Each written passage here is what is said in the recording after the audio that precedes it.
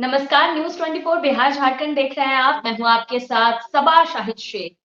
तेलंगाना के नए मुख्यमंत्री रेवंत रेड्डी ने एक ऐसा बयान दिया है जिससे बिहार का सियासी पारा हाई हो गया है। दरअसल उनका कहना है कि तेलंगाना का डीएनए बिहार के डीएनए से बेहतर है। आज इसी पर चर्चा करेंगे, लेकिन चर्चा शुरू करने से पहले इसी बीच बिहार के प्रदेश अध्यक्ष सम्राट चौधरी का एक बयान सामने आया है। सुनिए उन्होंने क्या कहा। तेलंगाना के कांग्रेस अध्यक्ष का जो बयान आया उससे स्पष्ट झलकता है कि मानसिकता कांग्रेस पार्टी की क्या है। और यदि हिम्मत था तो बिहारी को अपमान करने की बात पहले कहते तो उनको पता लगा दिया जाता कि तेलंगाना में रिजल्ट क्या होता है।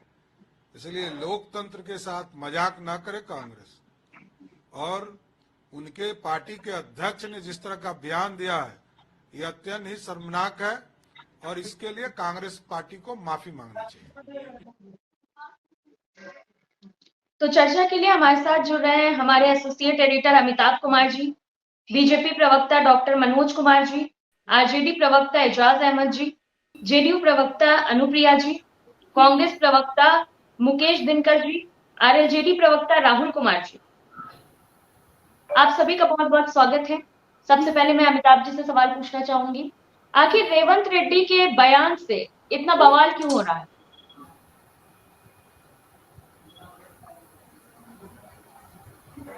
अमिताभ जी म्यूट पे है माइक। सॉरी। देखिए, रेवंत रेड्डी का जो बयान आया था उस वक्त आया था जब चुनाव परिणाम आ चुके थे और उनका इशारा था जो केसीआर हैं उनके बारे में कहा जाता है कि बिहार से ही बिलोंग करते थे, कुर्मी जाति से आते हैं और उन्हीं पे ये उनका तंज भी था। लेकिन उन्हें नहीं भूलना चाहिए था कि तेलंगाना में, और फिलहाल आपको बता दें कि वहाँ के जो डीजीपी थे अंजनी कुमार सिंह, वो बिहार के ही अरवल जिला के रहने वाले हैं। और उनको इसलिए निलंबित कर दिया गया था कि वो चुनाव प्रक्रिया के बीच, मतगणना के बीच में वो मुख्यमंत्री जो मिलने चले गए थे, जो कांग्रेस के जो अध्यक्ष थे उनसे मिलने गए थे।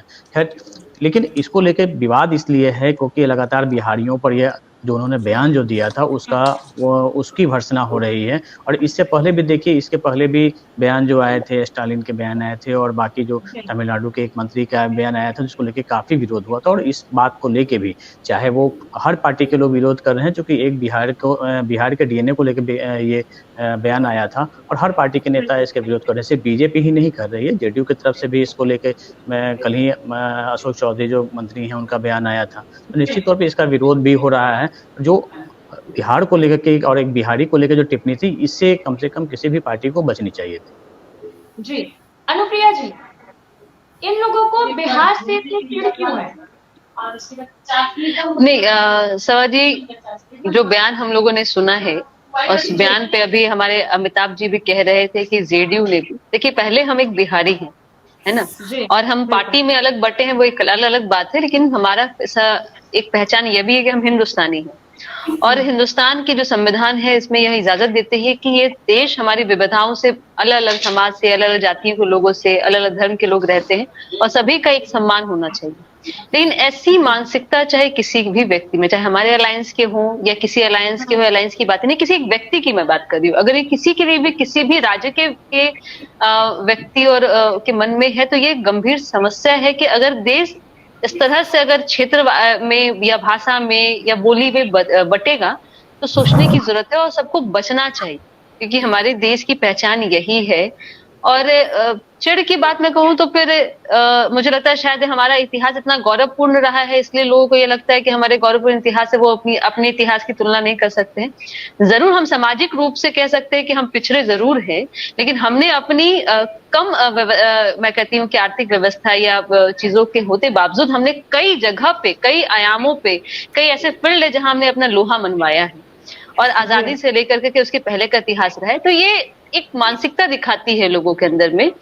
तो हमारे यहाँ से अगर कहते हैं कि मजदूर की बात करेंगे तो हमारे यहाँ से आईएएस भी इतने हैं जितने आईएएस पूरे देश भर में बिहार से होते हैं और कहीं के नहीं होते हैं, बच्चे होते हैं। तो सोचने का अपना एक नजरिया है, लेकिन मैं इसकी कड़ी निंदा करती हूँ और बिल्कुल कांग्रेस के जो शीर्ष नेतृत्व है उनको ध्यान देने की जरूरत है। और आप हमारे साथ में इंडिया अलायंस के साथ में है और आने वाले समय में देश की राजनीति के लिए एक विकल्प के रूप में बने को है और जनता की आवाज बन रहे हैं। तो जब देश की राजनीति में एक साथ हो रहे हैं, अलग अलग राज्यों से लोग जुड़ेंगे, अलग लोगों से आपका ताल्लुकात है, मुलाकातें होंगी, उस तरह से आप इस तरह से व्यवहार आपकी जो है कहीं से भी बर्दाश्त नहीं होगा। तो कांग्रेस के शीर्ष से यही है कि वो अपनी लोगों को देखें, किस तरह की बातें नहीं करें, क्योंकि हमारी खूबसूरती यही है और संविधान भी यही कहता है। सभा जी। मनोज कुमार जी, आखिर ये लोग इस तरह का बयान क्यों देते हैं? सुर्खियों में आने के लिए, या इन लोगों को बिहार से सच में नफरत?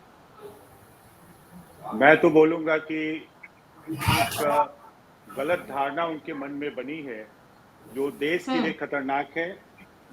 मैं भी, जैसा सभी पैनलिस्ट का मत होगा और हमारे माननीय प्रदेश अध्यक्ष जी ने जैसा कहा, बिहार के बारे में और बिहारी के बारे में अगर कोई गलत वक्तव्य देता है तो उसकी मैं कड़ी निंदा पार्टी की तरफ से और अपने तरफ से करता हूं।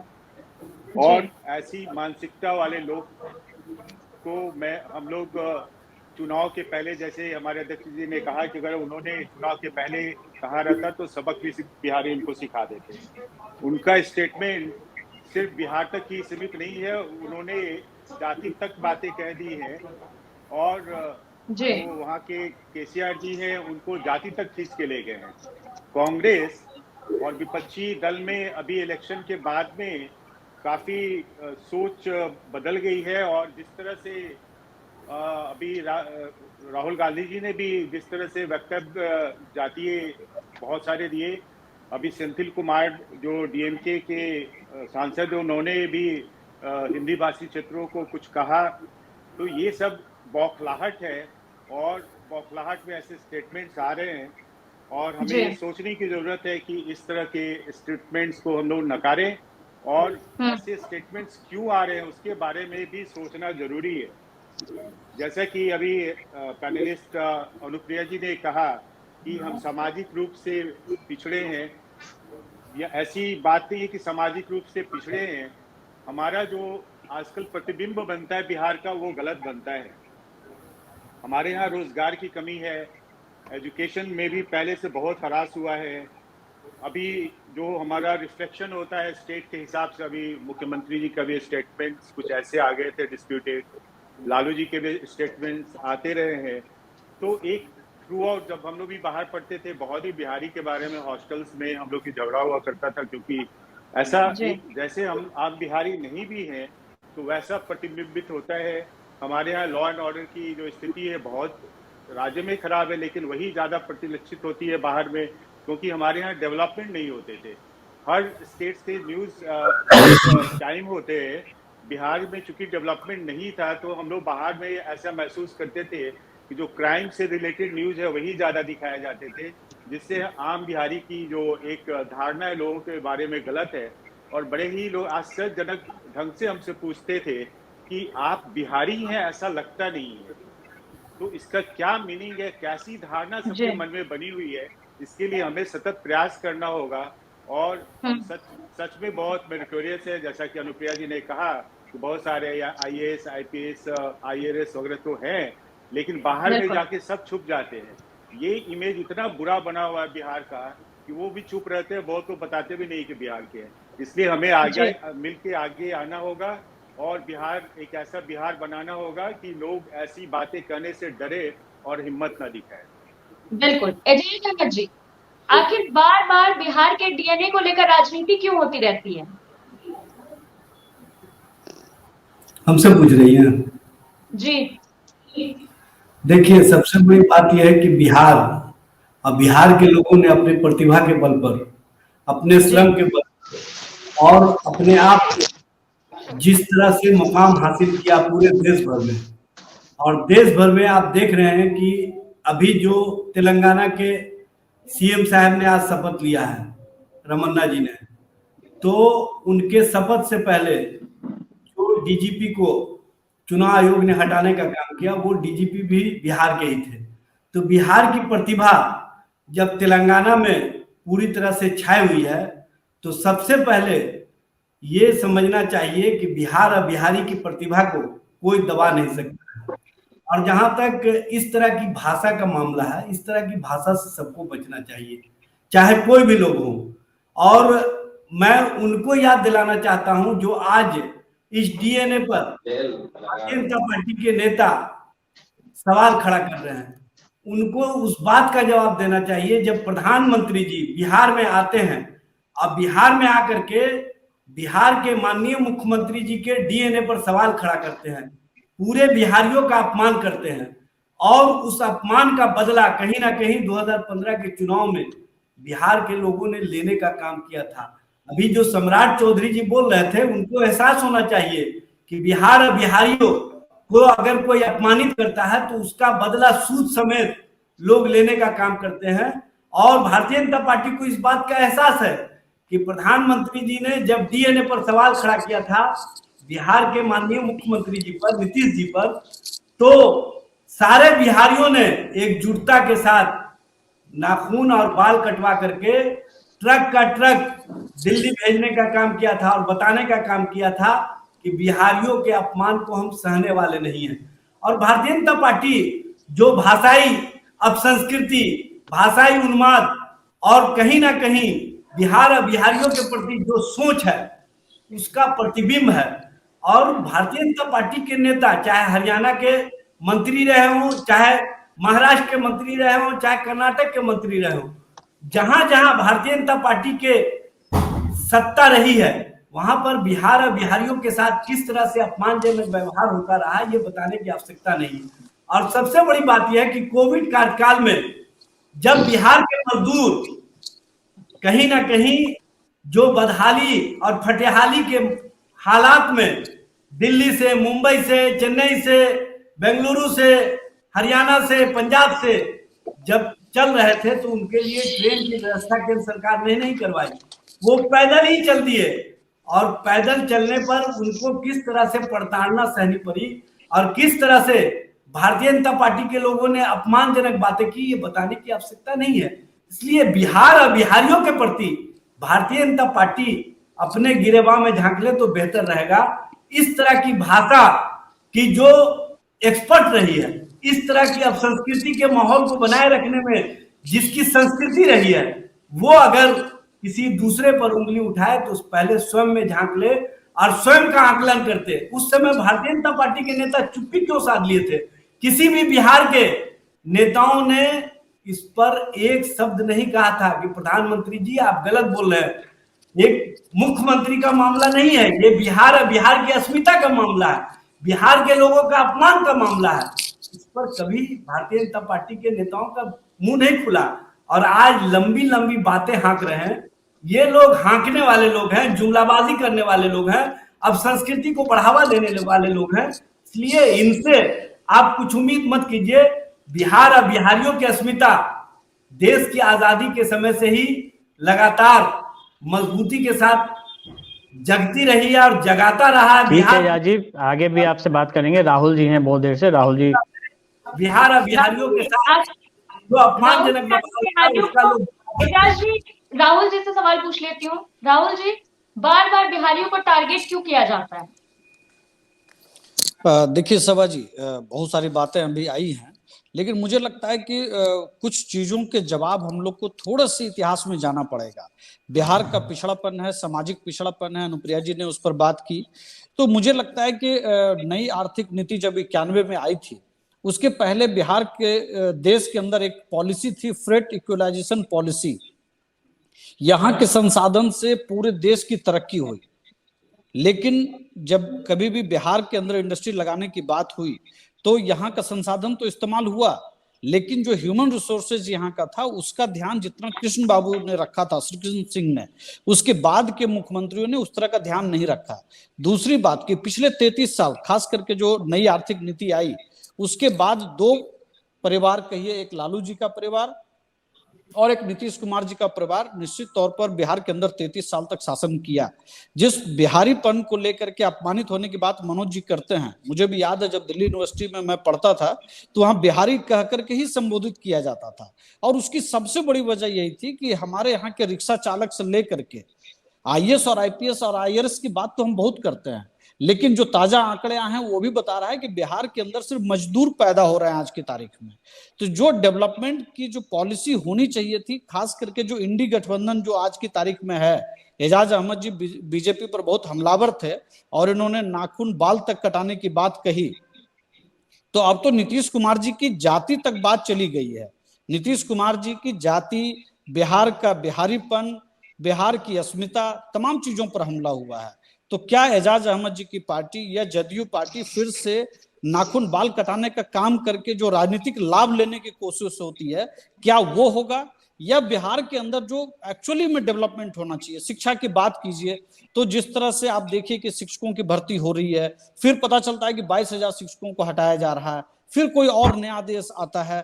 कहने का मतलब यह है कि पिछले 33 साल के अंदर हमने बिजली और सड़क पर तो काम किया, लेकिन जिस कोरोना की बात अभी एजाज अहमद जी ने किया और लाखों लोग जो पैदल चल करके आए, उनसे तेजस्वी जी ने भी और नीतीश जी ने भी एक वादा किया था, सबको याद होगा यहाँ पे, कि हम इन मजदूरों को दोबारा लौटने नहीं देंगे। क्या पिछले 4 साल के अंदर बिहार के अंदर एक भी इंडस्ट्री ऐसी लगी जिससे हम ये कह सकें कि हम अपने 100 लोगों को भी या 1000 लोगों को भी हम रोक पाए? तो जब तक हम अपने डेवलपमेंट पर गंभीरता से बात नहीं करेंगे, नीतीश कुमार जी 2013 से जब से उनको प्रधानमंत्री बनने का सपना आने लगा है, तब जब उनको प्रधानमंत्री बनने की इच्छा होती है, तब तक वो बिहार को विशेष दर्जे की बात करते हैं, लेकिन बिहार के डेवलपमेंट को लेकर के कोई रोड मैप हो, कोई एक प्लान हो, उस पर कोई बातचीत नहीं होती है।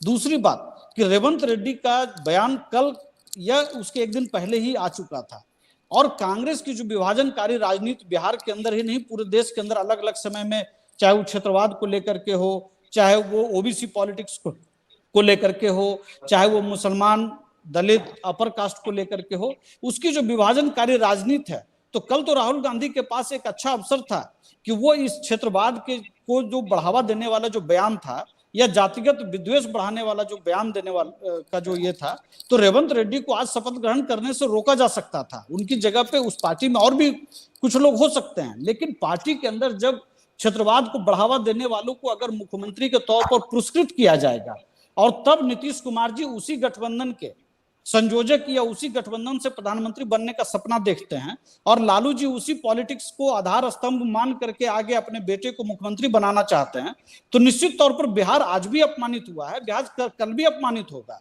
अपमानित होने से बचने का एक ही विकल्प है कि बिहार को अपने प्राइड के लिए लड़ना पड़ेगा, और ये जो मौजूदा गठबंधन है, जो विभाजनकारी गठबंधन कांग्रेस और दूसरी जो है, उसको इस सत्ता से उखाड़ फेंकना पड़ेगा, और तभी बिहार के अंदर एक बेहतर विकल्प, बेहतर रोड मैप, बेहतर डेवलपमेंट, बेहतर प्लानिंग के साथ काम, और शायद तब बिहार की अस्मिता को एक नया प्राइड मिल पाएगा। इतिहास हमारा बहुत मजबूत है, लेकिन राहुल जी फिर आएंगे आपके पास। मनोज जी कुछ कर रहे थे आप? क्योंकि एजाज जी जो मेन एजेंडा था उससे भटक के और इनका एक जो श्लोक है अगेंस्ट बीजेपी वो बोलना शुरू किए, जो कि बहुत अफसोसजनक था, क्योंकि जैसा कि राहुल जी ने बताया कि लास्ट 33 इयर्स से यही दोनों भाइयों की सरकार रही है, और उन्होंने आरजेडी के बारे में कुछ नहीं कहा। नीतीश जी 17 वर्षों तक आप क्या कर रहे थे मनोज जी? 17 वर्षों तक आप क्या कर रहे थे? नहीं, आप जवाब दे दीजिए। नहीं, 17 वर्षों में आप सब भागीदार थे, क्या कर रहे थे? बोलना है, मैं बैठ के नहीं, आप क्या कर रहे थे ये जवाब दीजिए ना। एक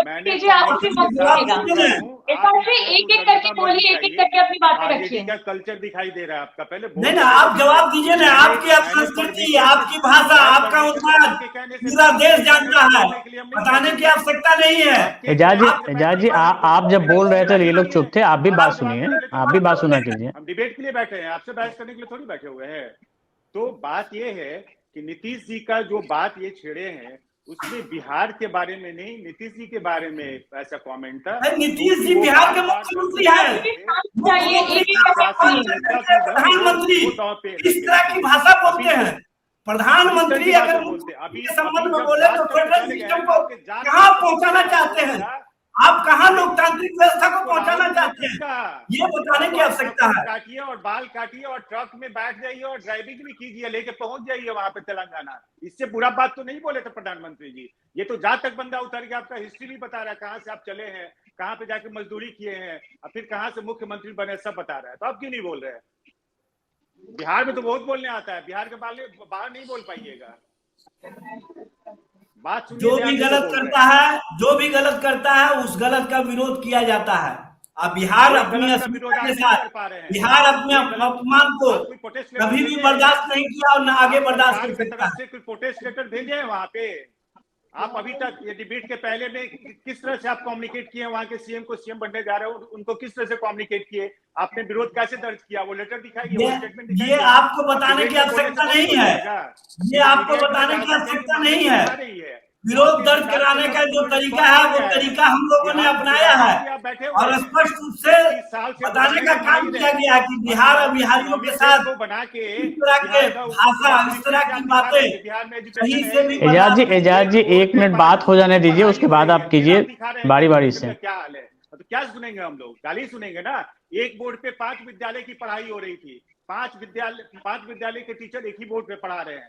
स्कूल के बिल्डिंग पे लोग छिपकली की तरह चढ़ के और चोरी कराते हैं और वो कदाचार होता है। ऐसे में आप ही के समय हुआ, हाजीपुर में आप ही के समय हुआ था, हम लोग आप सत्ता में थे, दिखा क्या आप सत्ता में थे, गलत बात मत बोलिए। स्टेटमेंट दिया अभी असेंबली में, जो स्टेटमेंट क्या कंट्रोल पे उनका जो अभी स्टोरी जो सुना रहे थे, उसके बाद आप क्या हम लोग डॉक्टर मनोज, हम लोग अनुप्रिया जी का भी ले ले, जेडीयू का क्या स्टैंड है इस मामले में? अशोक चौधरी जी का तो बयान आया था। जी अमिताभ जी, अभी दोनों प्रवक्ता सुन रही थी और मैं कुछ बातों से डॉक्टर मनोज सर से मैं इत्तेफाक मैं उनके सहमत नहीं हूँ और मैं थोड़ा कहूंगी कि जानकारी भी होनी चाहिए। सर आप तो बहुत सीनियर है, आप जब अपने स्टूडेंट लाइफ की आप बात बता रहे होंगे तब शायद मुझे नहीं लगता है, एक सेकंड में मेरी फ्रेंड, जब आप स्टूडेंट लाइफ की बात बता रहे हैं सर, तो उस समय जेडीयू की शासनकाल नहीं हुए थे, आरजेडी की शासनकाल नहीं हुए थे। मुझे लगता है कि आपका अनुभव और आपका जो लालू जी प्रधानमंत्री बन रहे थे उस समय,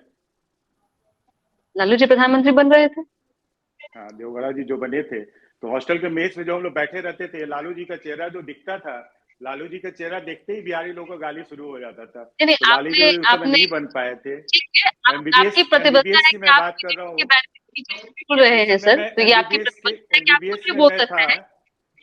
लेकिन एजाज अहमद जी ने ये बातें जरूर अभी आपको ये इंगित कराई कि देखिए ये दोष और प्रत्यारोप का समय नहीं है।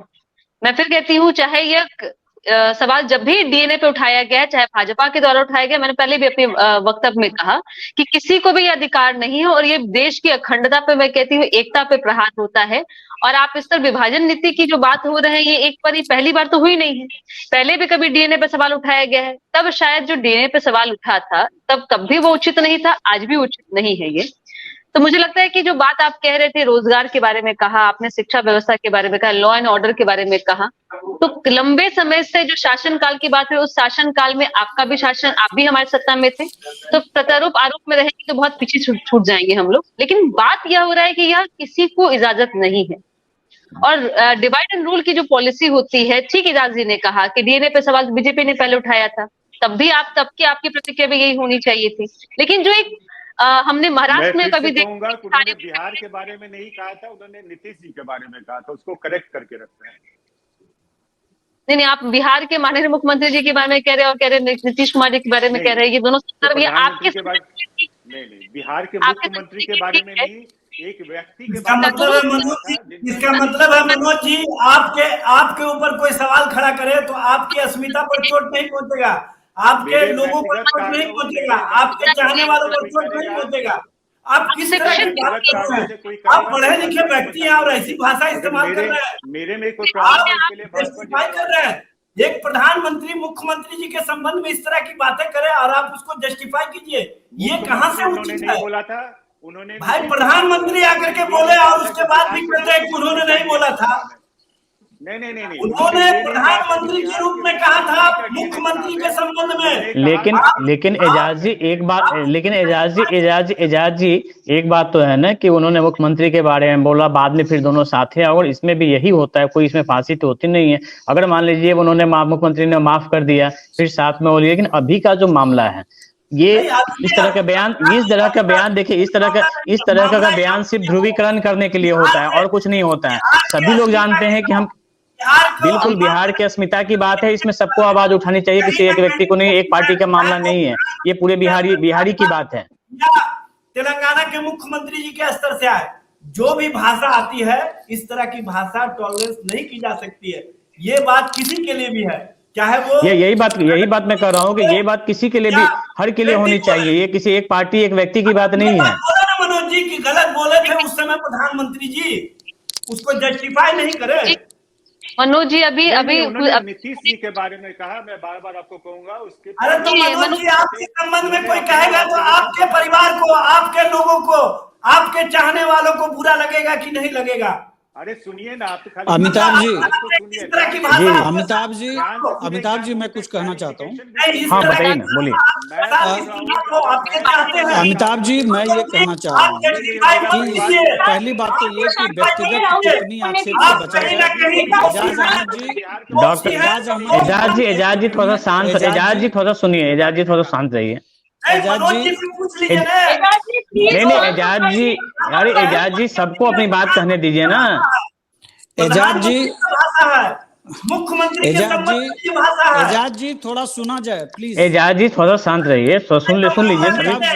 अमिताभ जी आप बताइए कि गलत हुआ। अमिताभ जी मैं ये कहना चाहता हूँ कि जब से इंडी गठबंधन कहिए या INDIA गठबंधन जब से बना है, तब से तमिलनाडु से जिस तरह की बातें आई हैं, या कल परसों जिस तरह से सदन के अंदर उत्तर भारत को गौमूत्र प्रदेश कहा गया, या तेलंगाना के मुख्यमंत्री जो अभी आज हो चुके हैं मुख्यमंत्री, चूंकि शपथ ग्रहण हो चुका है, तो रेवंत रेड्डी जी ने जो कहा है, तो मैं सिर्फ एक बात समझना चाहता हूं एजाज अहमद जी से भी और अनुप्रिया जी से भी कि 17 तारीख को संभावित बैठक है। ऑलरेडी एक बैठक इनकी खत्म हो चुकी है, जो संभावित थी वो नहीं हो पाई।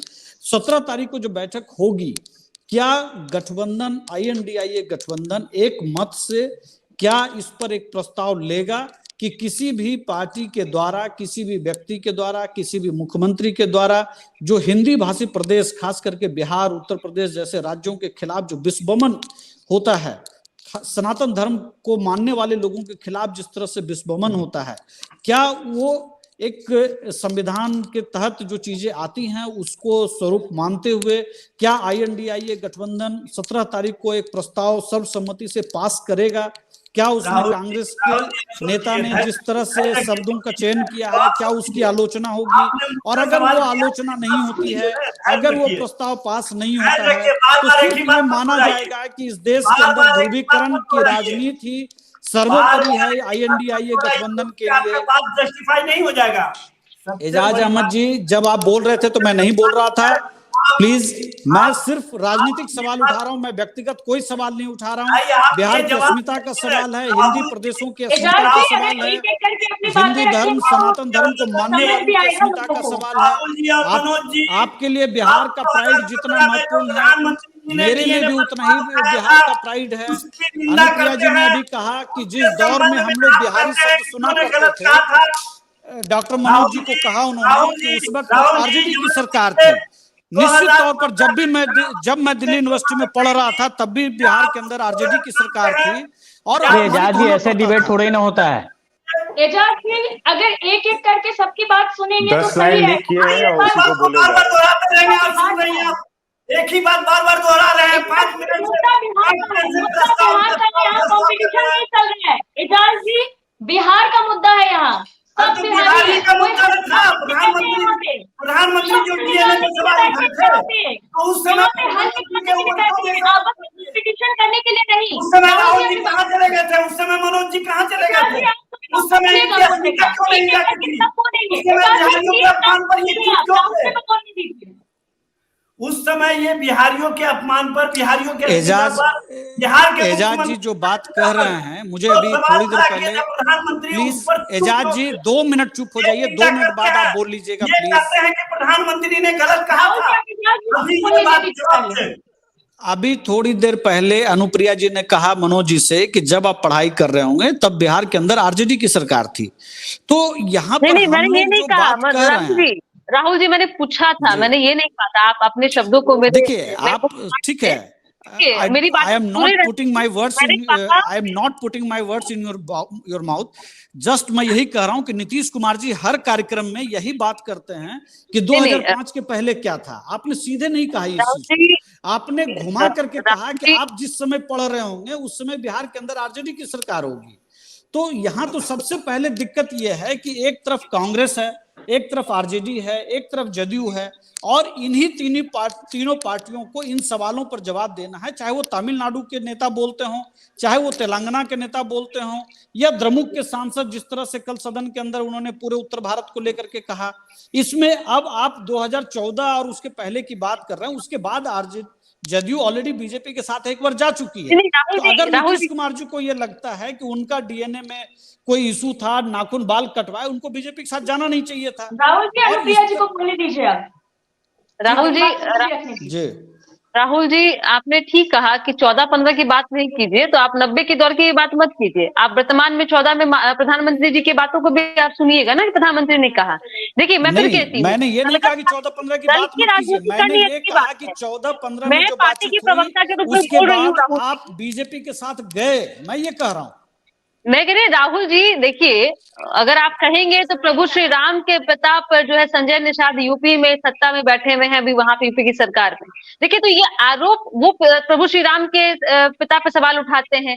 बीजेपी कहती है हम धर्म की राजनीति करते हैं, राम भगवान की मूर्ति हम मंदिर स्थापना कर रहे हैं। देखिए आरोप प्रत्यारोप और अपनी आप को पाक साफ दिखाने की कोशिश कोई भी ना करे। मुझे लगता है यहाँ बिहार की बात हो रही है, बिहार के अस्तित्व की बात हो रही है, और बिहार का जो अस्तित्व और इतिहास कोई ये 90 और अभी का नहीं है, कई साल पुराना है। मैंने पहले कहा कि बिहार ने अपनी प्रतिभा कई मौकों पे बताया है, इतिहास में भी इंगित है, अभी भी बिहारी अपनी प्रतिभा को दिखा रहे हैं। तो आप जो मैं कह रही हूँ कि आरोप जो लगा या शब्दों का चयन चाहे किसी के द्वारा किया गया, चाहे आदरणीय प्रधानमंत्री मोदी जी के द्वारा किया गया है या उनके पार्टी के नेताओं के द्वारा किया जाता हो, चाहे किसी के द्वारा, ये कतई बर्दाश्त नहीं किया जाएगा, कोई भी हो, चाहे वो इंडिया अलायंस के अंदर हो चाहे एनडीए अलायंस के अंदर हो।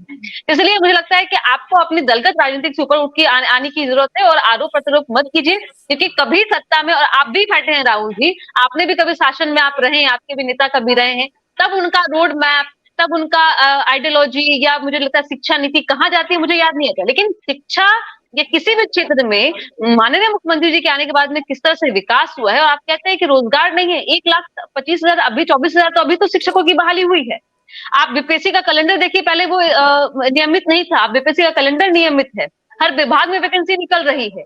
तो आप मैंने यही कहा कि सामाजिक रूप से हम आज से नहीं पिछ रहे हैं, कई वर्षों से पिछ रहे हैं, और हमारे साथ में पहले झारखंड जो कभी हमारा हिस्सा हुआ करता था अब वो अलग हो चुका है, अब और भी हम कमजोर हैं। हाँ ठीक है, इंडस्ट्रीज लगाने की जरूरत है, मैं ये मानती हूँ, लेकिन जो हमारी कमियां उसके बावजूद हमने अपना लोहा मनवाया है, और जिम्मेदारी सबकी है। चाहे यहाँ से 16 सांसद है बीजेपी की, उनकी भी जिम्मेदारी होती है कि यहाँ पे जो हमारी सुविधाएं केंद्र सरकार से मिलनी चाहिए वहां हम पीछे रह जाते हैं।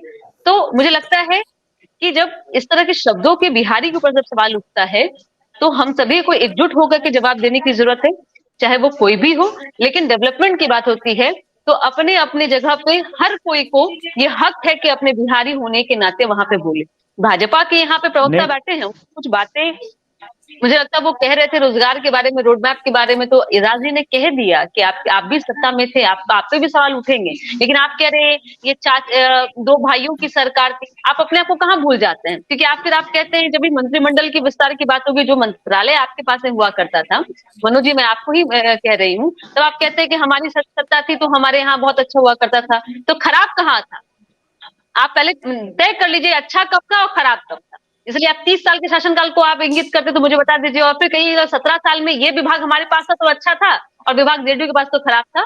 तो ये चीज बातें तो क्या आप बीजेपी के बैनर के नीचे बैठे हैं, आप जरूर कहेंगे, लेकिन मुझे लगता है कि सवाल आज का है कि बिहारी पे सवाल उठाना, बिहार के डीएनए पे सवाल उठाना, ये कोई भी हो, चाहे आपके हमारे आदरणीय मोदी जी बोले हो, चाहे तेलंगाना से उठे हुए सवाल हो, कि हम बर्दाश्त नहीं करेंगे और हम अपना जवाब बिल्कुल देंगे। हम जी बिल्कुल अनुप्रिया के, देखिए अनुप्रिया जी ने बातें कही, बिल्कुल सहमत हूँ, उससे मैं भी सहमत हूँ, क्योंकि यहाँ पे बात बिहारियत की हो रही है। बाकी राजनीति में कौन किसके खिलाफ क्या बोल रहा था और कल वो किसके साथ था, बिहार तो इसकी शुरू से प्रयोगशाला रही है।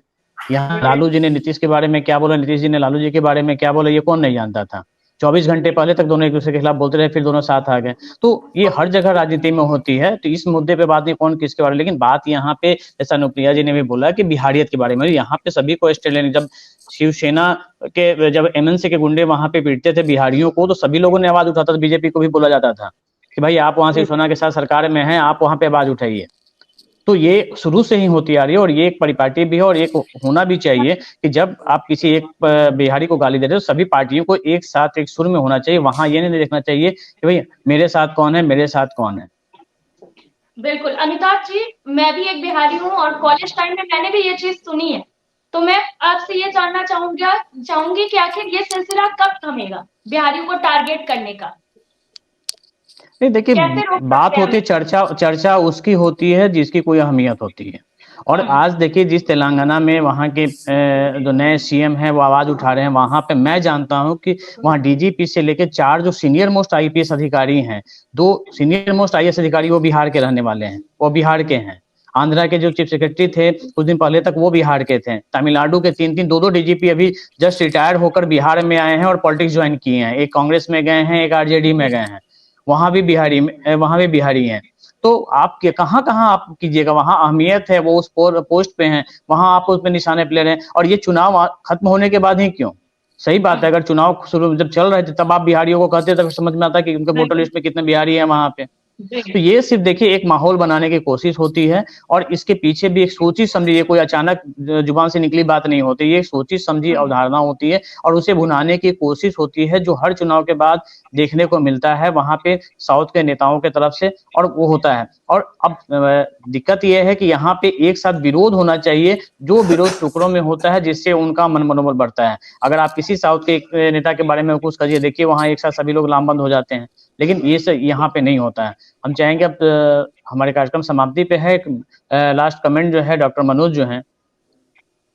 मैं अनुप्रिया जी से सहमत हूँ और पहला जो स्टेटमेंट हम लोग शुरू किए थे वो इसी पे था, बेस्ट था कि हम लोग ये जो स्टेटमेंट आया है उसको कैसे काउंटर करना है।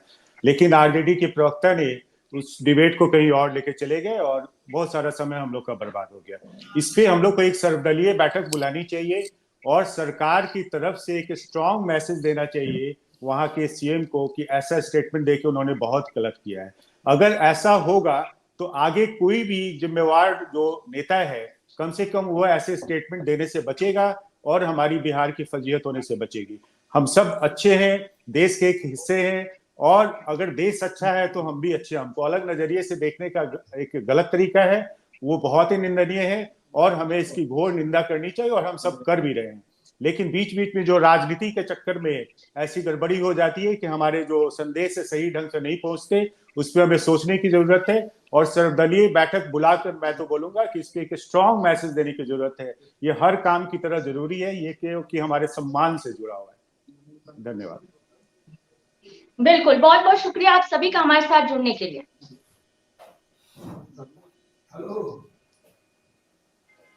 दरअसल बार बार बिहार के नाम पर सियासत होता है, बार बार बिहार के डीएनए पर सवाल उठता है, इससे दुख तो होता है, लेकिन सवाल ये भी है कि आखिर कब तक बिहार पे बयानबाजी का सिलसिला जारी रहेगा।